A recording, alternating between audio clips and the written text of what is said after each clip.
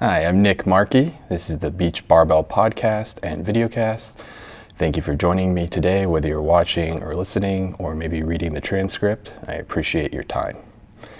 So I'm going to get away from the heavier topics that we've been hitting on the last week or so. I'm going to go to something simple but probably important for a lot of people. How much should you exercise?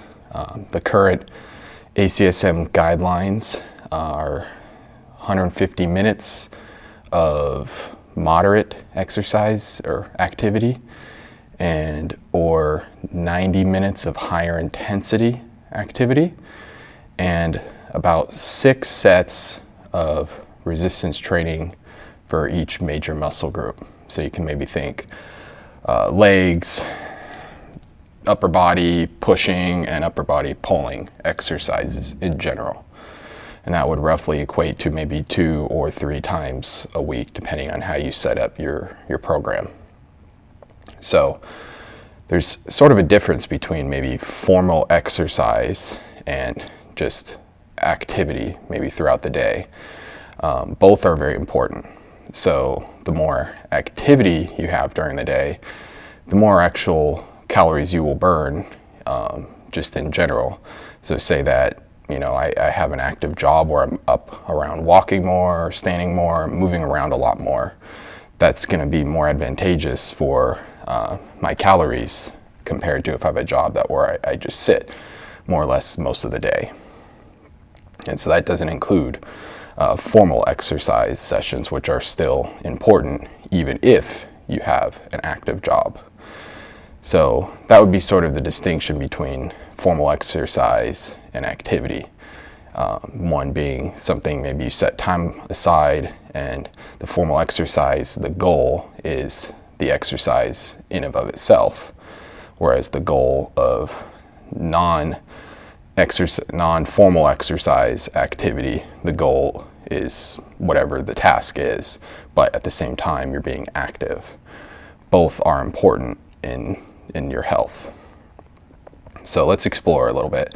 So 150 minutes of moderate activity. That could be something like I go for a brisk walk 30 minutes a day or 30 minutes 5 days a week. That equals 150 minutes. 90 minutes of higher intensity. That could be maybe I go for a run 3 times a week. I'm starting to breathe a little heavier. It's harder for me to talk between breaths. That's a good way to indicate if you're getting into that higher intensity. Moderate activity, you are breathing more, but you're still able to talk reasonably well. The resistance training is another important component that is oftentimes lacking in a lot of cases for for people out there. 6 sets, so maybe I do 3 sets of legs, then 3 sets of some sort of pushing exercise and some sort of pulling exercise. Maybe I like to do some other body parts like, abs or back kind of thing. That would be maybe, I do it on one day, and then I do another 3 sets on another day. That would get you your guidelines. There could be potentially other goals someone has. So if maybe they're going more for like muscle growth goal, they want to look a little bit more defined, or maybe they want to bulk up a little bit, or maybe they want to kind of change their body composition, so they want a little bit less fat but more muscle. So that would potentially include changes in their diet and nutrition, but we won't talk about that today. We'll focus on the exercise side of things. So like a muscle goal, so this can include even women that say they want to tone up, which a better term would be they want better definition.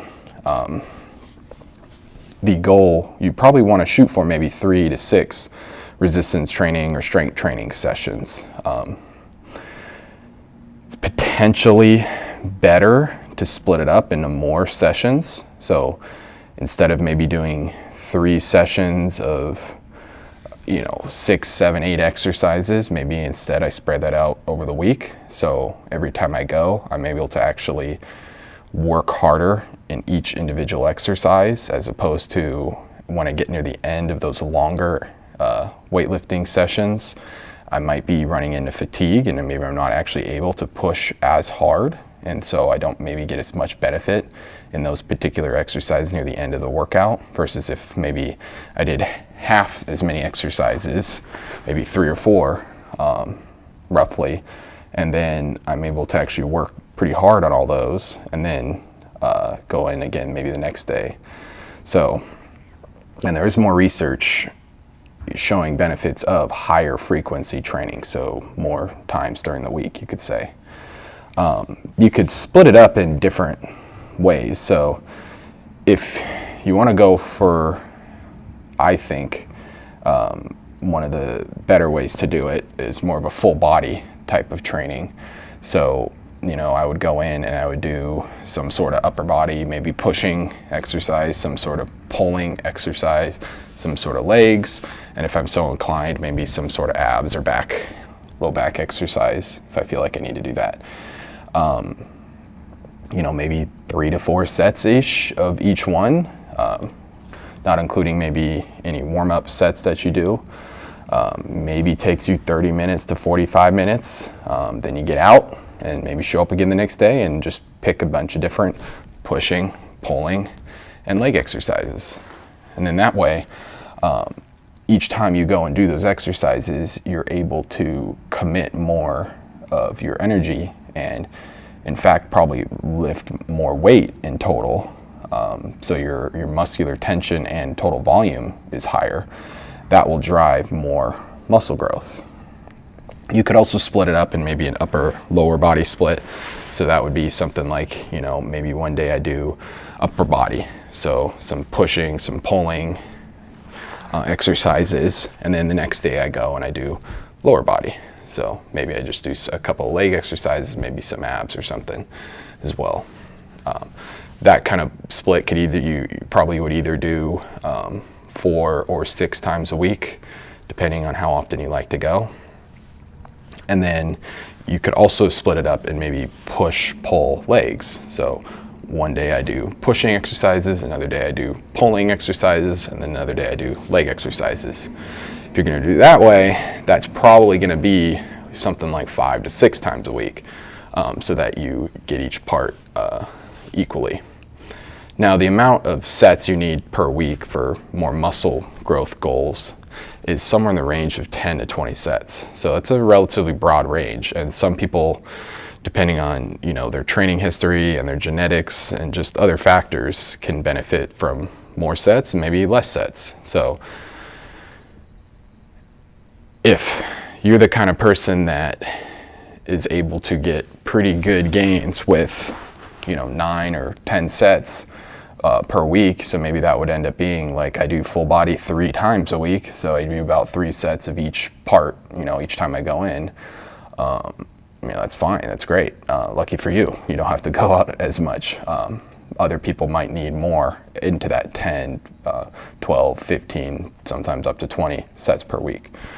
Either way, if you're just starting, probably would be good to maybe start with 2 or 3 and just get used to the motions, get the range of motion and the technique improved.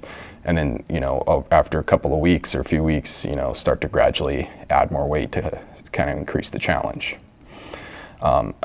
Either split you pick, whether you pick full body every day, upper lower split, push pull legs, you want to take, the sets to relative failure. So failure would be I go to the point where I can't do anymore. Either my form breaks down completely, or I just literally can't move the weight. So going to failure is a good way to potentially foolproof your diet or your exercise, because then that you pushed yourself to that end point. Now, the downside with that is that sometimes that can be highly fatiguing for people, and then maybe you can't then perform as well on your next few exercises or next sessions, and then you're not getting as much overall muscular tension and volume because you can't push as much weight or push as many reps as maybe you could if you didn't go to failure. If you have limited time, and maybe you only got 10 minutes to do an exercise routine, then, doing a set to failure for, each relative area could be a good way to at least get a reasonable amount of bang for your buck, so to speak. Now, if you have a little bit more time, maybe 30 or 45 minutes to lift some weights, then, doing relatively around maybe 3 sets for each part if you're doing full body. If you're doing the other splits, then you'd kind of see how much you're going to do during the week. So you might end up doing maybe 6 to 9 or 12 sets of that part on that particular day, depending on what exactly you're doing, because you might split up into a mix of compound and more isolation exercises. Compound meaning that I'm hitting multiple body parts, like a bench press, I'm going to work my shoulders, my chest, and my triceps, versus like a triceps push down would be an isolation exercise. I'm going to work mostly my triceps.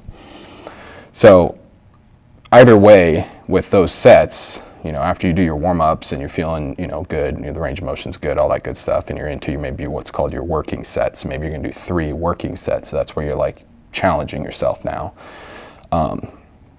Going to that end point of near failure instead of all the way to failure, maybe going to where you feel like you only have 1 or 2 or 3 left in the tank. So you're starting to slow down. You can feel that end coming, and then stopping there and then picking up on the next set. And then, of course, once all those sets are done, picking up on the next session could be another good way to basically stay more consistent so that you don't blow out all your energy and then need more time, maybe hours, days to recover. And then when you go back again, you're able to still push relatively hard. Because the name of the game with muscle growth goals is volume and muscular tension primarily. There's other factors, but that's where you could focus on primarily, and that would just, volume would just be, how much weight times how many sets times how many reps. So basically your total tonnage, that gives you how many pounds. That's kind of the best way to factor week to week. So if you have more of a running endurance goal, you still want to do some strength training, but running is your main thing. So you might end up just doing maybe 2, maybe 3 if you really like it, resistance training sessions. So somewhere in the neighborhood of maybe 6 to 10 sets of each part per week. So you're still getting the guidelines, the healthy guidelines, but maybe you're also kind of focused on, you want some strength in those muscles to help you when you run, which can help you both with your actual ability to run, your power and all that good stuff, and also perhaps maybe your recovery from running as well. And then you're probably going to do something like 3 to 4 running sessions and most likely variation days, depending on, what exactly, if you are training for some specific distance, or if there is if you're not necessarily training for a specific thing, but you like certain distances, you'll probably kind of incorporate your running sessions around that. And then you might even include in that 3 to 4 running sessions, maybe one of those days is sort of a plyo higher intensity day, where you're doing like jumps and skips and bounding and sprints and stuff like that. So you're working on that speed work. So if you're just looking for just general health goals, I think the ACSM guidelines of the 150 minutes of moderate activity and or 90 minutes of higher intensity activity with about 6 sets of resistance training per each muscle group per week is just a good goal to shoot for. Like I said, that basically boils down to, maybe I go on 5 brisk 30-minute brisk walks a week. If I got a dog, that can make that easier potentially. And then maybe 2 days of resistance training where I hit 3 sets of legs, 3 sets of pushing, 3 sets of pulling, and then I do another one a few days later. You're going to get the guidelines, and you're going to be improving your chance to have greater health in the long run and greater function in the long run. I think that's one of the better things to shoot for. And of course, if you have more interest in going into more strength or, running goals like we talked about, then certainly in expanding what you can do. But I think aiming for those first guidelines, especially if you're doing nothing, is the key. And then just starting just real easy and just getting consistent with it. I talk to a lot of people about making a schedule, and if they use their phone for a calendar or whatever, or maybe they write it down. Write down the times you're actually going to work out. Make it like a real appointment for yourself, because there is a huge benefit to that formal exercise. And then in terms of just non-exercise activity or non-formal exercise activity, just activity during the day, find ways to increase that. Maybe I get up and walk around a little bit more throughout the day. Maybe I park a little farther than where I'm actually going to go. Maybe I take the stairs instead of the elevator. Stuff like that, where I am purposefully doing more active things to increase that motion throughout the day, which could be potentially helpful for pain, could be potentially helpful for calorie burn, your dieting. It could be potentially helpful for your overall health. So lots of benefits to doing that sort of thing. And this could be something like, if I am in a sedentary job, maybe I set my phone timer to 30 minutes or an hour, and then when it goes off, I get up and walk around and move my arms around and twist and just move every part of my body, my neck, my back, my arms, my legs, do a few laps around the place. That'd probably improve your productivity at work too, because your brain will get a break from whatever thing that you're doing, but also your body, gets that motion, you get that blood flow going. So I hope this was helpful for you. Please reach out to me if you have any thoughts or questions or comments regarding this, and probably next time I'll talk a little bit more about the nutrition side of the thing, of health and exercise, and same kind of concept, try to make it simple, approachable too, and hopefully make it feel like it's not such a daunting thing to do. Because that's sometimes where people get hung up. They feel like there's just too much, they can't do it. And if you can make it easier to do, the more likelihood someone will succeed in making that change in their life. So I want to thank you for listening or watching or reading, and I hope you have a great day. And I hope this inspires you to, if you're not already, get some more activity and some more formal exercise. So I hope you have a good one. Thank you very much.